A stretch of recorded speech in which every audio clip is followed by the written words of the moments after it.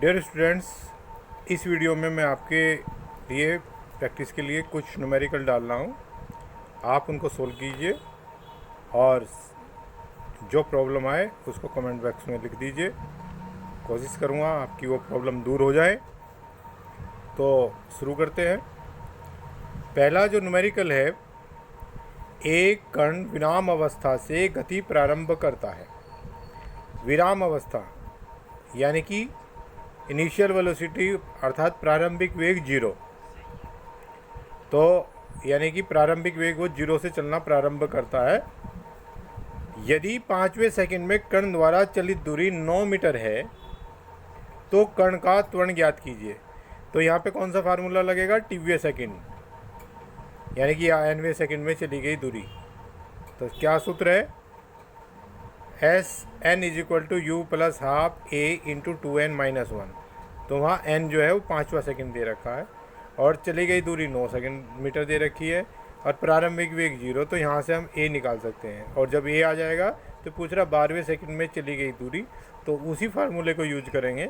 बस n की जगह 12 रख देंगे और a की जगह जो हम निकालेंगे वो रख देंगे, तो आंसर आ जाएगा। तो इस प्रकार जो पहला आंसर आएगा वो 2 मीटर पर सेकंड स्क्वायर। इसमें जो a आएगा 2 मीटर पर सेकंड स्क्वायर आएगा और जो 12वें सेकंड में चली गई दूरी आएगी वो 23 मीटर आएगी। अब न्यूमेरिकल दूसरा सेकंड लेते हैं। सेकंड न्यूमेरिकल में किसी कण की गति का समीकरण s is equal to 10t minus 2t square से व्यक्त किया जाता है, जिसमें s मीटर में तथा t सेकंड में मापे गए, यानी कि ये विस्थापन है और t समय। कण द्वारा समय अंतराल 2 सेकंड से 5 सेकंड के मध्य चली गई दूरी ज्ञात कीजिए।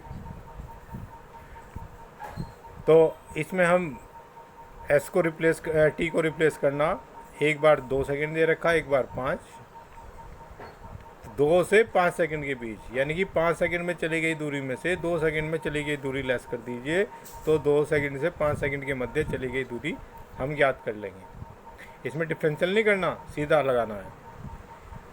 थर्ड क्वेश्चन जो है वो है कि एक सीधी सड़क पर 126 किलोमीटर पर घंटा की रफ्तार से गति कर रही कार को 200 मीटर दूरी तय करने के बाद विराम अवस्था में लाया जाता है।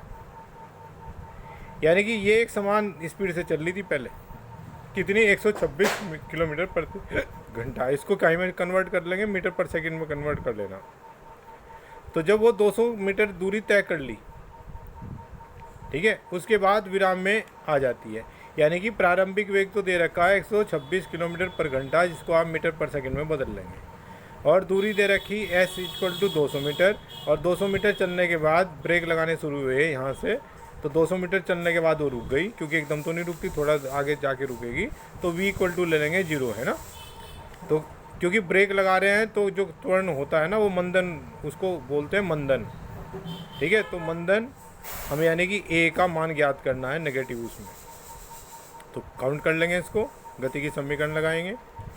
फिर विराम अवस्था में आने के बाद कार आने के लिए यहाँ लिए कर लेना, द्वारा लिया गया समय, यानी कि जब उसने ब्रेक लगाने शुरू करे और वो कितनी देर में विराम में है, यानी कि अर्थात 200 मीटर दूरी उसने कितने समय में तय करी, ये हमें समय काउंट करना है। तो ये आ जाएगा 11.4 सेकेंड। इसको आप करके देखेंगे। तो कौन से फार्मूला लगाएंगे?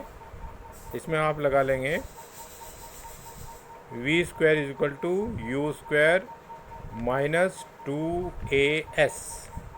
s आपके पास है, u आपके पास है, v 0 है, ठीक है ना जी। a हमें निकालना, तो मंदन आ जाएगा। फिर विराम अवस्था से में आने के बाद कार द्वारा लिया गया समय है ये, यानी कि v is equal to u minus 80 से निकाल लेंगे v 0।